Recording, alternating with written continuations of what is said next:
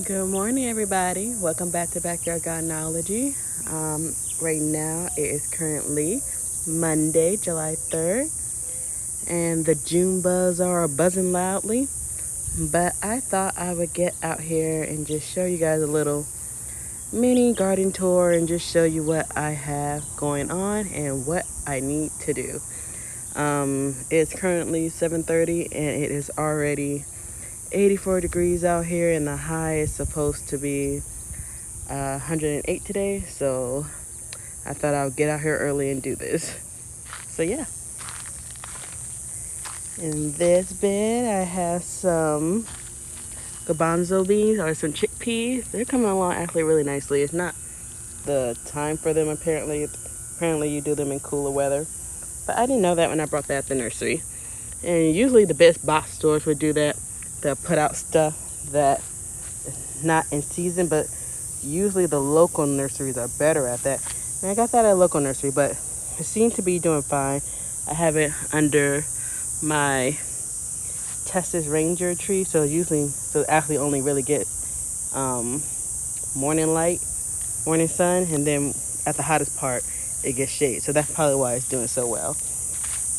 In these two cages right here, I have the Tommy Verde,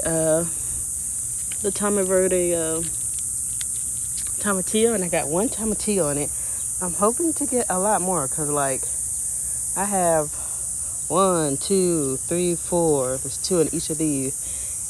Five, six, two more in that bed. I have six varieties, and you need two to get any type of tomatillo, not just one plant, not one plant and you grow a sucker. You need two different plants of the same variety or even different varieties to get tomatillo. So I have all these plants, and I still only have one tomatillo. So I'm like, come on, pollinators, get with it. But yeah, and then over there I have another chickpea. In this bed right here, I had bush beans. I had like three different varieties of bush beans: the blue leg, the purple TP, and the dragon tongue. And I actually pulled those out a couple of days ago. You can still see the stem in them. And I put some more melon in here. So you can see one right there trying to pop up. And then there's another one right there trying to pop up. So I put some more melons in here. The lemon drop, another crimson sweet, and this like orangelo one that I saw in Baker Creek that looks really cool. So I'm excited for that one. Then my watermelon, it should be ready to pull. That stem is browning nicely. I'm just gonna give it another couple of more days. And then I'm gonna pull out this melon. Here's my apple tree doing well. Excuse the dogs, they are always barking. And previously in this bed, this was my squash bed. There's still one squash in there that I need to pull out that's trying to do something, but it ain't doing nothing. But I'm gonna pull this one bed out, and I'm gonna put pumpkins in here because I want to try growing some small pumpkins for decoration and for doing fun things. And in the back, I have, actually, let me go around and show you. I have some vines. Try not to get the shadow casted too much on you guys. I think I might keep that watermelon in. I was thinking about pulling it out, but it's starting to flower again. Trail along that. It'll be cool to have it go along this fifth line. Anyways, so I have some pink eye, some purple hull or pink eye black beans or peas. They're kind of like a black eyed pea. I have one, two, three. Then over here, I have one, two, and three, four cucumber plants coming up. And I'm putting them on this new trellis that I put up last week. It was actually really easy. I can't really get the large counter panels in my truck. I have a Jeep Cherokee, so I can't really put those in. And I got this from Home Depot. It was only like, oh, I can't remember, 20 bucks. And it's basically like a counter panel and stuff. But I was able to fit in my thing, pop in 2 T-posts, boom, trellis. So I have some dill here that I'm letting go to bring in more pollinators, because a lot of hoverflies and parasitic wasps, they love the umbrella type blooms. So I'm letting that go.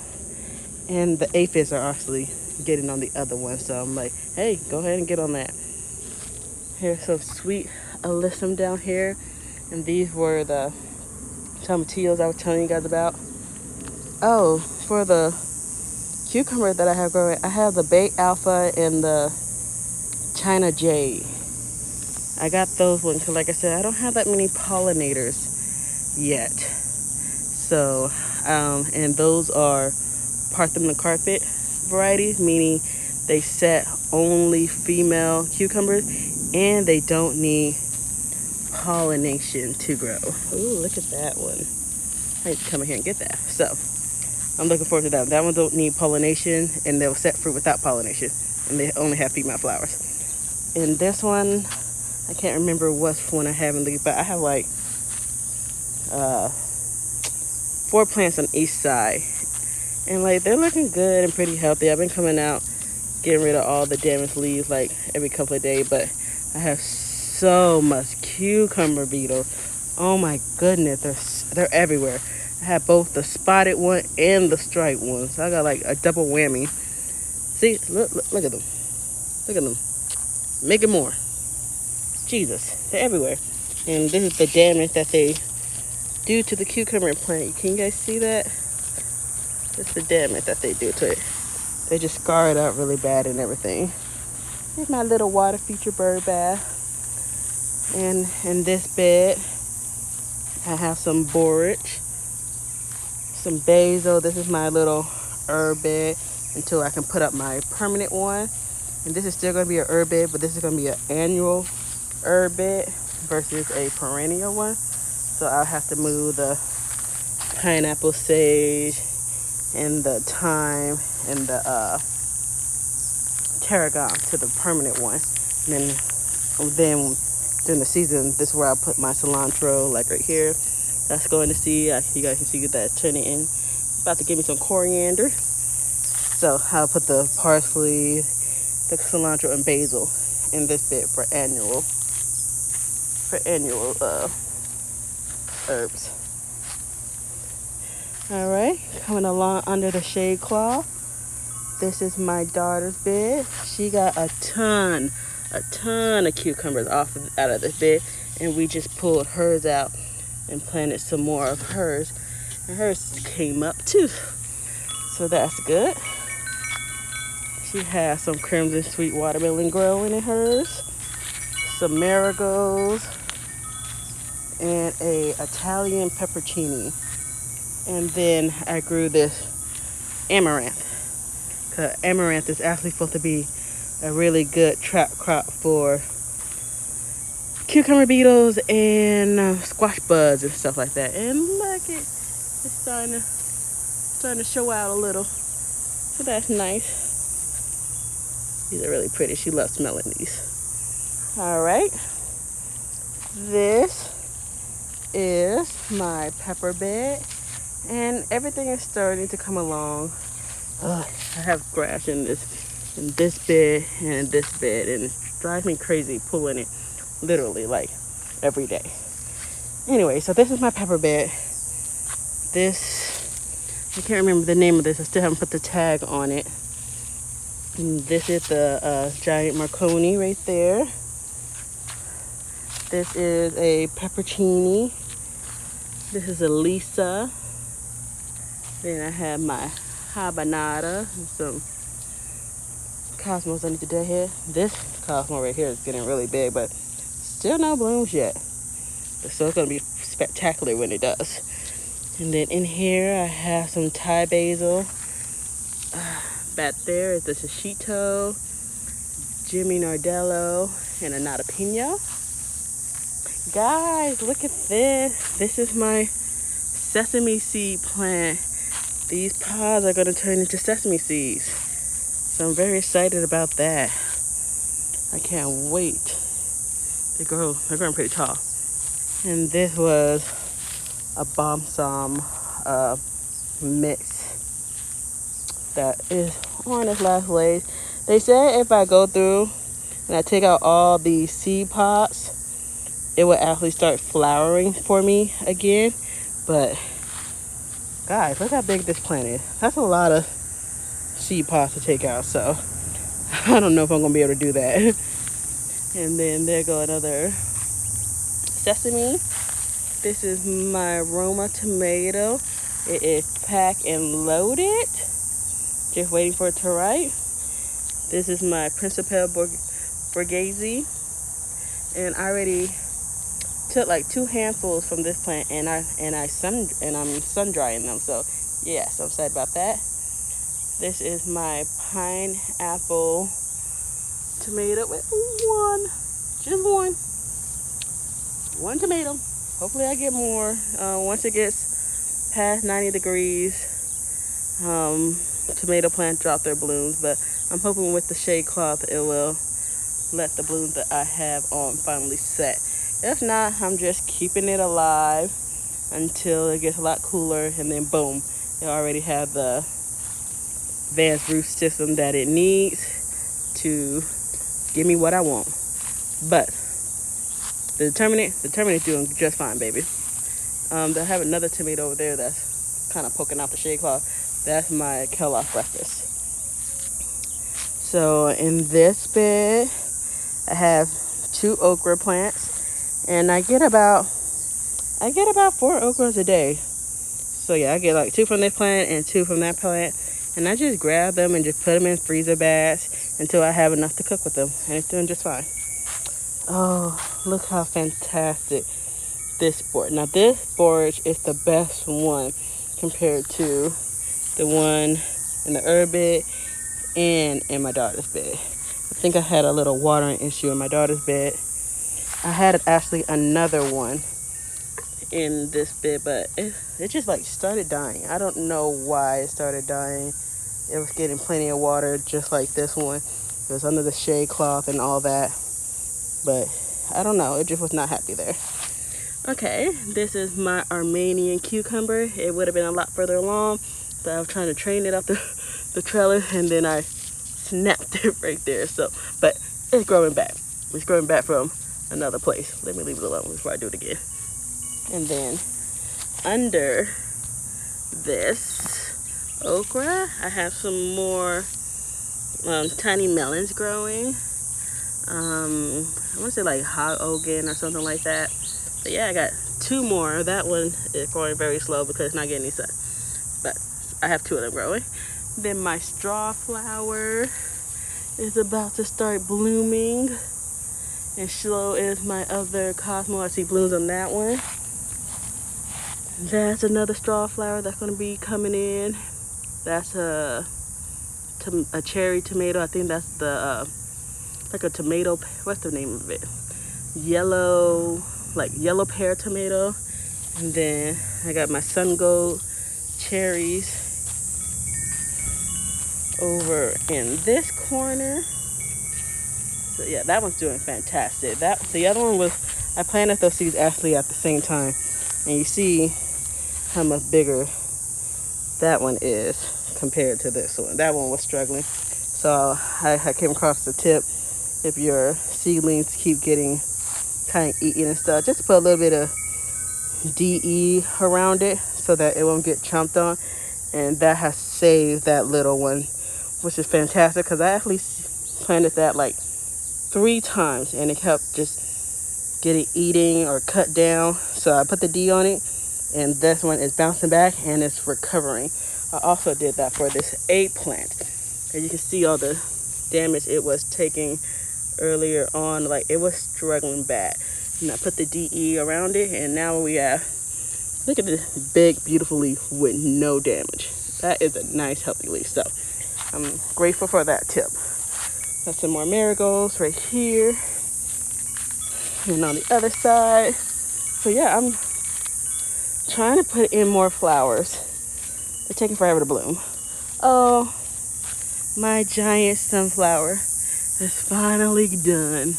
The birds are loving it though, so I'm hoping to have a lot of volunteer sunflowers when they drop, because this thing showed out beautifully. You can see all the stems are now dying back, so you can just see all the blooms I had on it. It was magnificent. I love looking out my bedroom window at it every morning. It was the first thing I saw and the first thing to put a smile on my face. I still have some kale, but these are actually doing, like this one right here is a beast. It is doing fantastic, and I have not really watered it. You can see the other two are getting pretty damaged. Okay, so in this bed was my corn.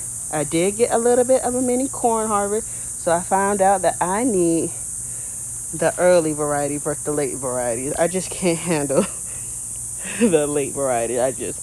Either I get messed up with my fertilizing schedule or something. But short variety, I had like the orchard baby one, and they only got like literally that big, but they were tasty, and it was a sweet corn, so I'm happy about that.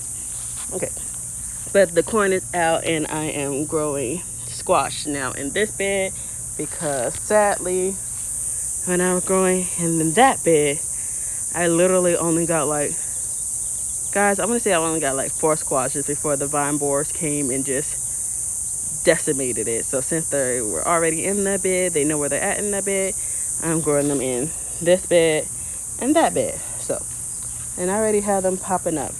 I planted all these seeds on Friday actually. So this one has the 2. See, look at it. Can you see that? Something's already started munching on it. See, oh Lord, look, this one got munched on already pretty badly. This is why, and look, I can see it. There it is right there. There's a worm. Get off of it. A couple of worms. See, this is why I put the DE on it now, because as soon as they pop up, something's already eating it, and it can't, once it gets a little bigger, it's okay, because then it can protect itself. But like, come on now, it literally just popped up today or yesterday. You're already trying to eat it. So yeah, I'll be sprinkling some more DE on the seedling to get them a fighting chance, because no pollinators are going on it right now, just the bad bugs. So yeah, and this one, I have some of these popping up.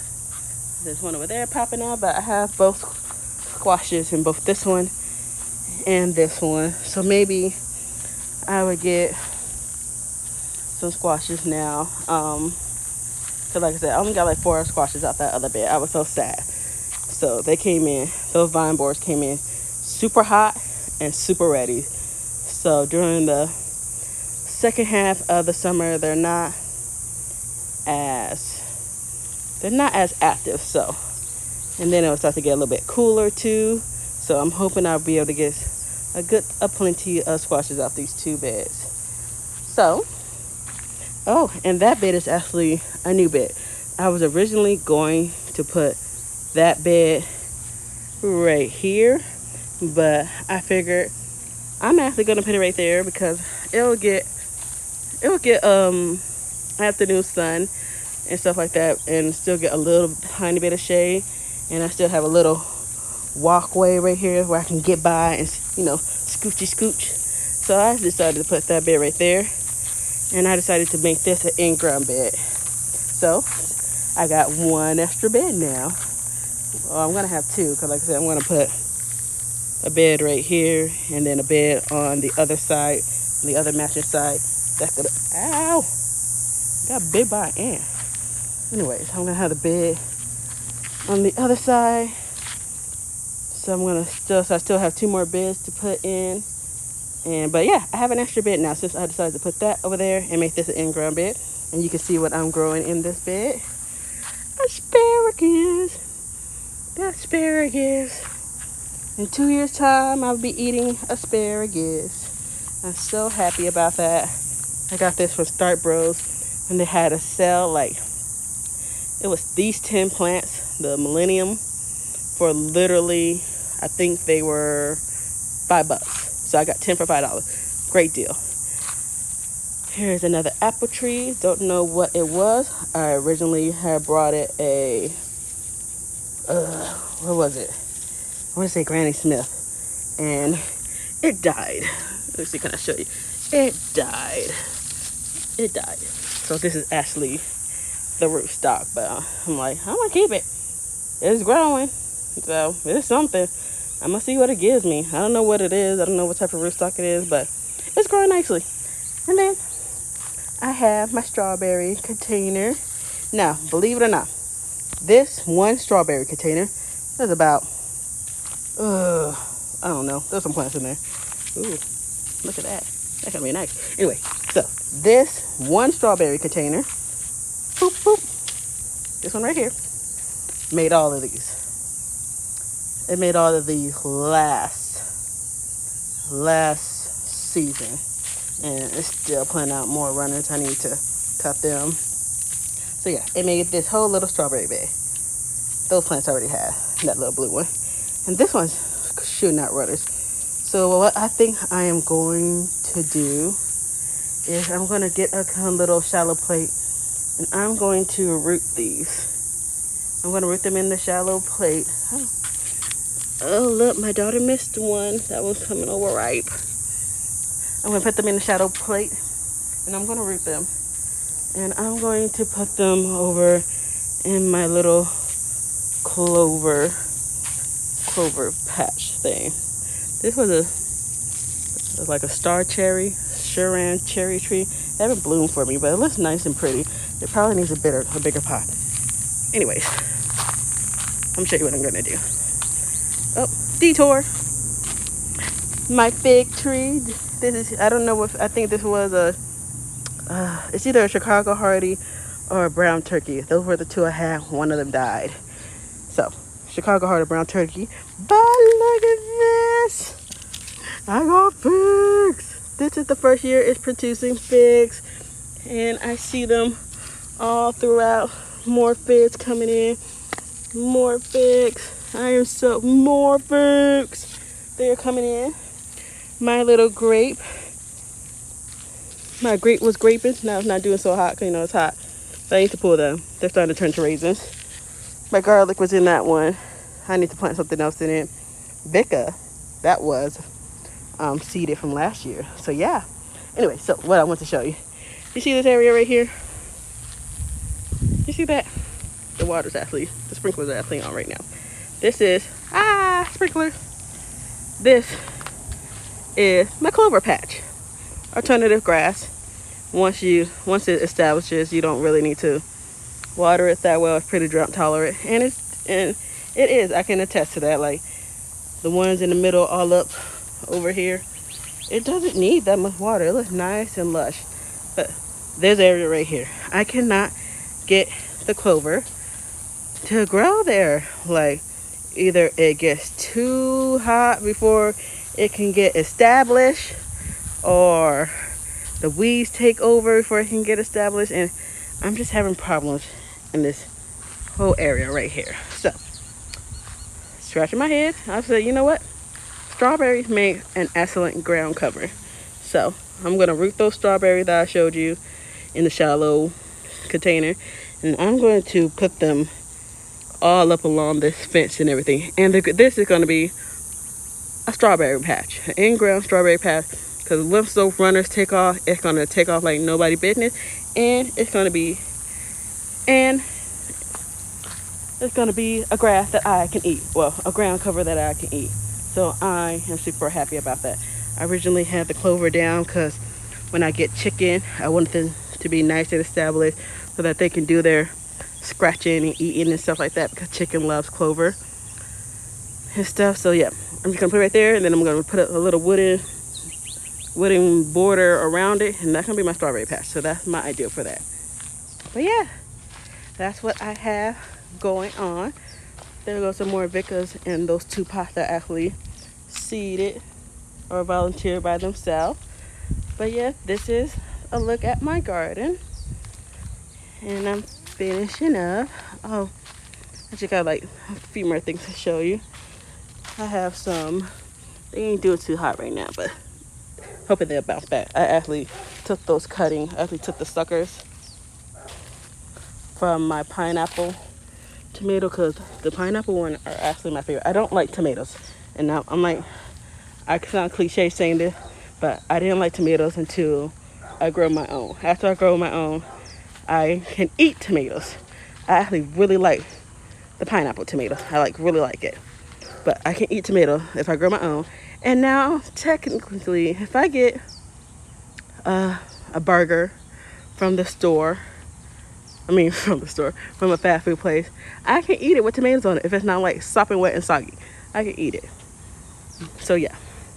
So this is my Satsuma. It's doing a lot better. This